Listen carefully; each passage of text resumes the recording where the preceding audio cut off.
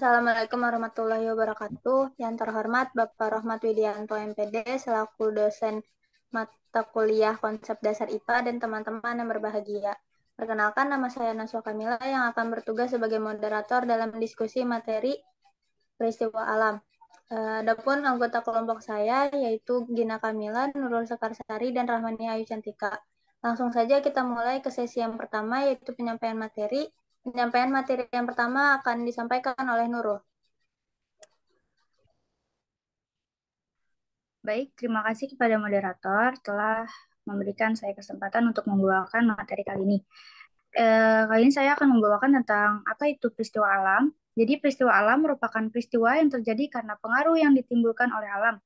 Peristiwa alam dibagi menjadi dua sifat, yaitu ada merugikan dan tidak merugikan. Peristiwa alam yang tidak merugikan adalah pergantian musim, terbentuknya embun, dan terbentuknya pelangi. Sedangkan peristiwa yang merugikan yaitu ada gempa bumi, tsunami, banjir, tanah longsor, gunung meletus, kekeringan, dan angin topan. Nah, saya akan menjelaskan tentang peristiwa alam yang tidak merugikan. Yang pertama, ada pergantian musim. Nah, pergantian musim di Indonesia terjadi dua kali. Pergantian musim di Indonesia yaitu ada musim kemarau dan musim hujan. Musim kemarau di Indonesia terjadi karena bertiupnya angin musim tenggara, sedangkan musim hujan di Indonesia terjadi pada saat angin musim barat laut tertiup. Yang kedua, ada terbentuknya pelangi. Pelangi sendiri mempunyai arti yaitu salah satu peristiwa alam akibat pembiasan cahaya yang berasal dari percikan air hujan yang terkena cahaya matahari. Pembiasan tersebut kemudian membentuk suatu busur cahaya dengan 7 warna dasar, yaitu ada merah, jingga, kuning, hijau, biru, nila, dan ungu. Yang terakhir, ada terbentuknya embun. Mengembun adalah perubahan wujud zat dari wujud gas menjadi cair. Pada proses pengembunan terjadi, gas melepaskan kalor atau energi panas, sehingga berubah menjadi cair. Baik, terima kasih. Mungkin itu saja yang saya bisa dapat sampaikan. Saya kembalikan ke moderator. Baik, terima kasih Nurul. Penyampaian materi selanjutnya akan disampaikan oleh Cantika. Baik, saya akan menjelaskan peristiwa alam yang merugikan. Yang pertama ada gempa bumi.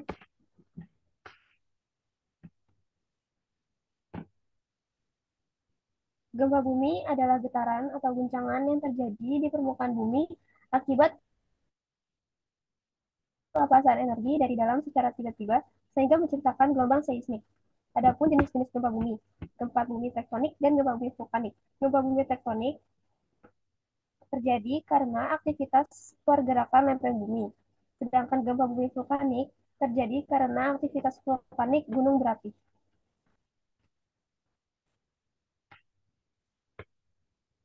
Selanjutnya ada faktor penyebab gempa bumi. Yang pertama, pergeseran lempeng tektonik. Kedua, aktivitas gunung meletus. Dan ketiga, aktivitas manusia seperti penggunaan peledak, bom, dan nuklir.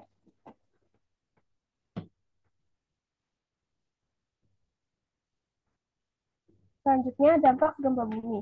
Yang pertama, banyaknya bangunan hancur dan memakan korban jiwa. Kedua, tanah longsor akibat guncangan. Dan ketiga, gempa dasar laut menyebabkan tsunami.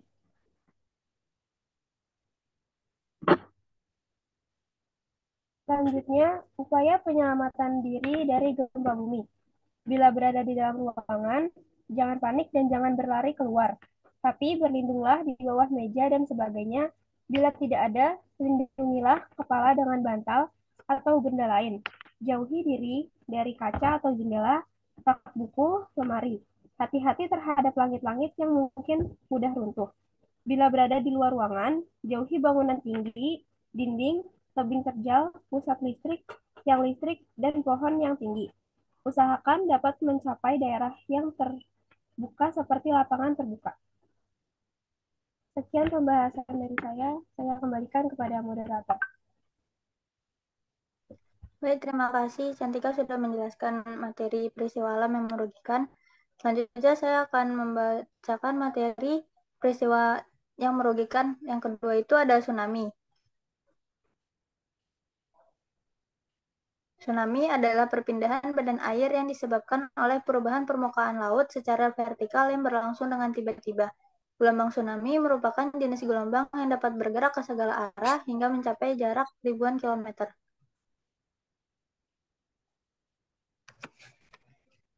Selanjutnya itu ada faktor penyebab tsunami, yaitu gempa bumi bawah laut, letusan gunung berapi bawah laut, terjadinya longsor bawah laut, dan adanya hantaman meteor. Lalu ada tanda-tanda tsunami. Yang pertama, terjadinya gempa atau getaran yang berpusat dari bawah laut. Yang kedua, air laut tiba-tiba surut. Yang ketiga, tanda-tanda alam yang tidak biasa. Dan yang keempat, terdengar suara gemuruh.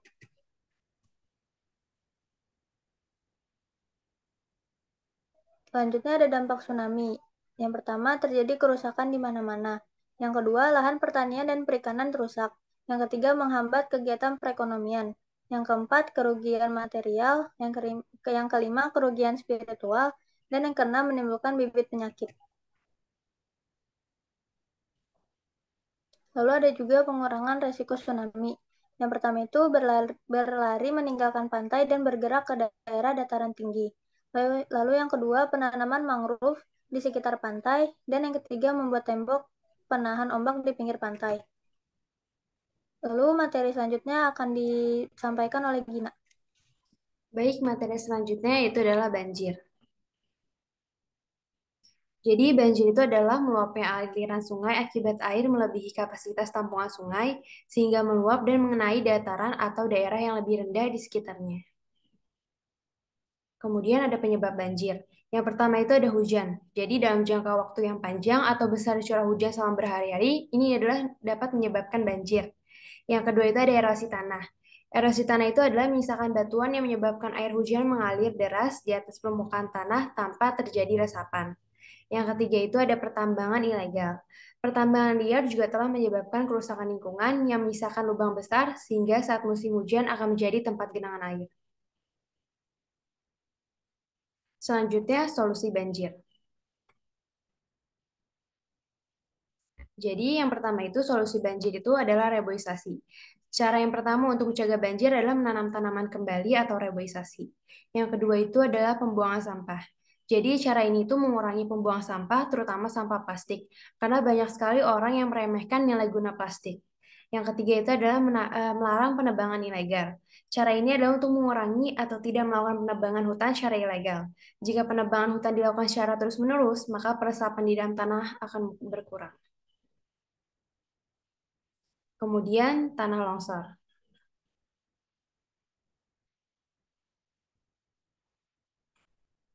Tanah longsor itu merupakan peristiwa terjadinya pergerakan tanah seperti jatuhnya bebatuan atau gumpalan besar tanah yang terlepas dari bagian utama gunung atau bukit. Tanah longsor umumnya terjadi di kawasan pegunungan.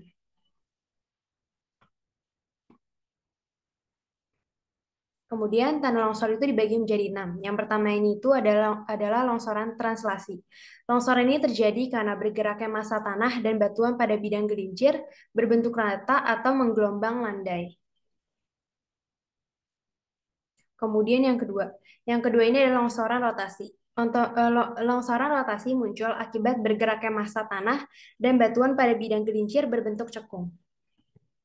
Yang ketiga ada pergerakan blok. Pergerakan blok terjadi karena perpindahan batuan yang bergerak pada bidang gelincir berbentuk rata. Longsoran jenis ini itu disebut juga longsoran translasi blok batu.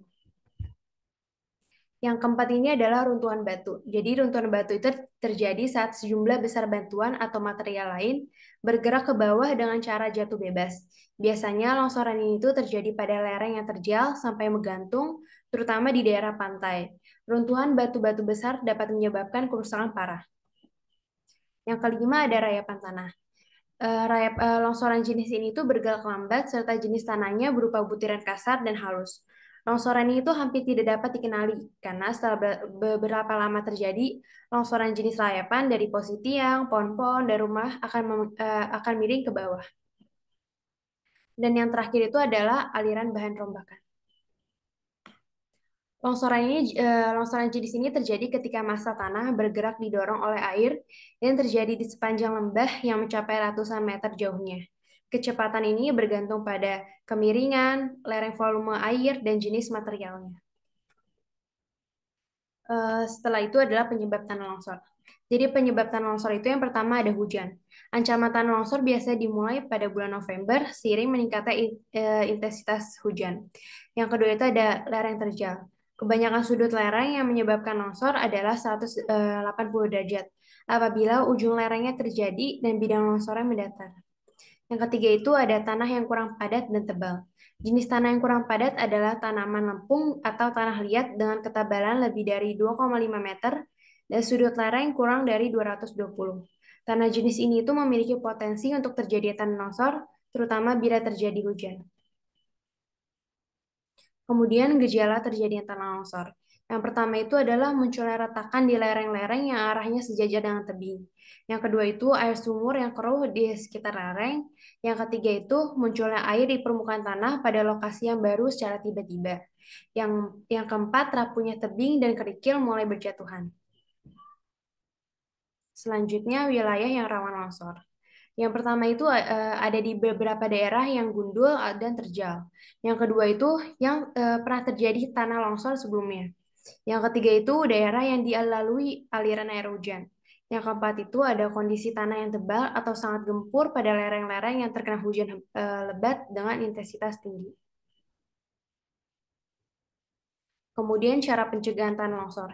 Yang pertama itu dapat dilakukan terasering. Yang kedua itu tidak membuka jalan persawahan dan membuat kolam di lereng bagian atas dekat dengan permukiman.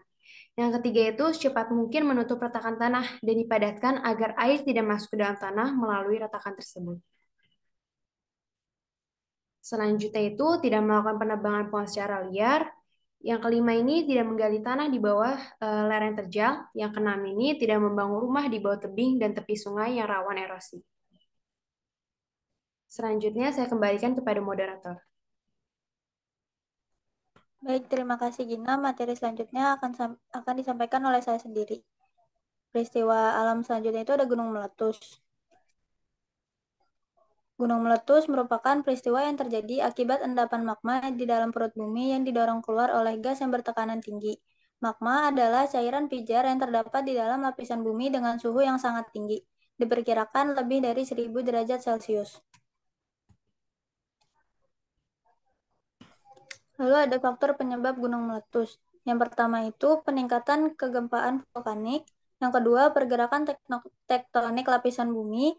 Yang ketiga, adanya peristiwa deformasi badan gunung. Yang keempat, lempeng bumi yang saling berdesakan. Dan yang kelima, tekanan yang sangat tinggi. Lalu ada tanda-tanda gunung meletus. Yang pertama itu ada gempa lokal. Yang kedua, hewan-hewan turun dari gunung. Yang ketiga, suhu meningkat. Yang keempat, mata air mengering. Dan yang kelima, tumbuhan layu dan mati. Lalu ada dampak negatif dari gunung meletus. Pertama itu, hewan dan manusia meninggal, menyebabkan pencemaran udara, kebakaran hutan, awan panas, hujan batu pijar, guguran lava pijar, serta melumpuhkan aktivitas masyarakat. Berdasarkan pengamatan hasil visual, kegempaan, dan gejala vulkanik lain yang memperlihatkan adanya selanjutnya ada pengurangan resiko gunung meletus. Yang pertama itu memperhatikan tanda-tanda yang diberikan oleh pengamat, lalu siapkan masker dan kacamata pelindung untuk melindungi diri dari abu vulkanik, pahami jalur evakuasi, siapkan barang-barang berharga ke dalam tas, lalu apabila sudah mencapai tingkat keempat, ikuti arahan untuk pindah ke daerah yang lebih aman. Lalu yang selanjutnya tidak berada di area lembah atau sungai. Materi selanjutnya akan disampaikan oleh Cantika. Baik, saya akan menjelaskan peristiwa alam kekeringan.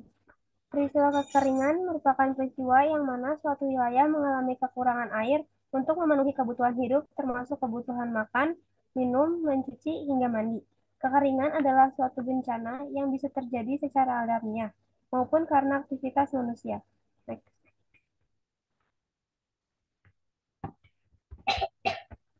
Upaya mengurangi kekeringan. Pertama, upaya untuk mengurangi bahaya kekeringan tidak bisa dikendalikan. Desertifikasi bisa dikurangi dengan praktek-praktek manajemen tanah yang diperbaiki, manajemen hutan, bendungan-bendungan rembesan, irigasi, dan manajemen padang rumput. Partisipasi masyarakat dalam mengurangi bencana kekeringan dengan melakukan konstruksi bendungan, pengontrol, meningkatkan cadangan air, sumur-sumur, tangki-tangki air, penanaman, dan penghutanan, perubahan pola-pola tanam, memperkenalkan kebijakan-kebijakan konservasi air, mengubah praktek-praktek manajemen peternakan, pembangunan alternatif industri non pertanian. Next. Selanjutnya, dampak dari kekeringan. Yang pertama, sungai dan waduk tidak dapat berfungsi dengan baik. Kedua, sawah yang kering akibat kekeringan tidak menghasilkan panen. Lalu, pasokan air bersih berkurang dan air yang dibutuhkan sehari-hari menjadi langka. Sekian pembahasan dari saya kembalikan kepada moderator. Baik, terima kasih Cantika. Materi selanjutnya akan disampaikan oleh Nurul. Baik, terima kasih pada moderator. Kali ini saya akan menjelaskan tentang apa itu angin puting beliung. Jadi angin puting beliung adalah angin dengan kecepatan tinggi yang berhembus di suatu daerah yang dapat merusak berbagai benda yang ada di permukaan tanah. Next. Faktor dari angin puting beliung itu sendiri yaitu ada ancaman angin puting beliung disebabkan beberapa faktor, yakni karena suhu panas yang tinggi, low pressure, dan awan cumulonimbus atau awan tumpukan atau hujan besar. Faktor yang juga sangat berpengaruh pada puting beliung adalah konveksi tinggi. Next. Selanjutnya ada dampak dari angin puting beliung. Tenaga angin yang meniup selama beberapa jam yang memiliki ketekanan dan hisapan yang kuat sehingga dapat merobohkan bangunan. Umumnya, kerusakan yang dialami oleh bangunan dan bagian yang non-struktural seperti atap, antena, papan reklame, dan sebagainya. Badai yang terjadi di laut atau danau dapat menyebabkan kapal tenggelam. Next. Tanda-tanda angin puting beliung yaitu yang pertama ada udara terasa panas dan gerah. Yang kedua yaitu ada di langit tampak dan pertumbuhan awan cumulus. Yang ketiga, di antara awan tersebut ada satu jenis awan yang mempunyai batas tepinya sangat jelas, berwarna abu-abu, menjulang tinggi yang secara visual seperti bunga kol. Yang keempat ada awan tiba-tiba berubah warna dari warna putih menjadi berwarna hitam. Nomor 5 ada ranting pohon dan daun bergoyang cepat karena tertiup angin yang terasa sangat tinggi.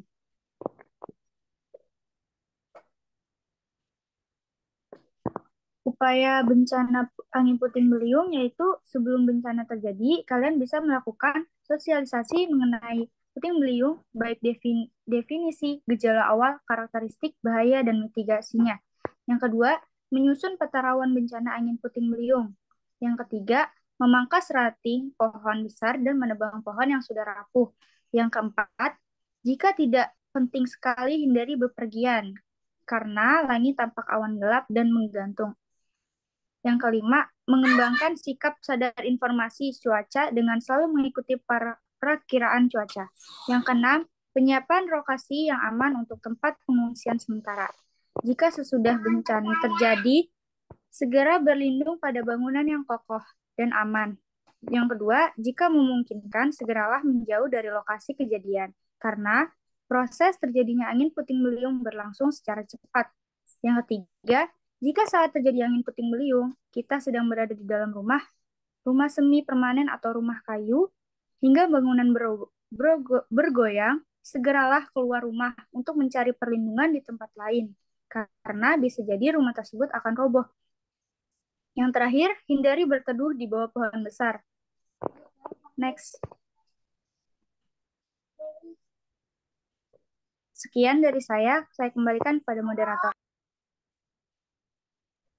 Baik, terima kasih Nurul. Sekian presentasi dari kelompok kami. Kurang lebihnya mohon maaf. Wassalamualaikum warahmatullahi wabarakatuh. Waalaikumsalam warahmatullahi wabarakatuh.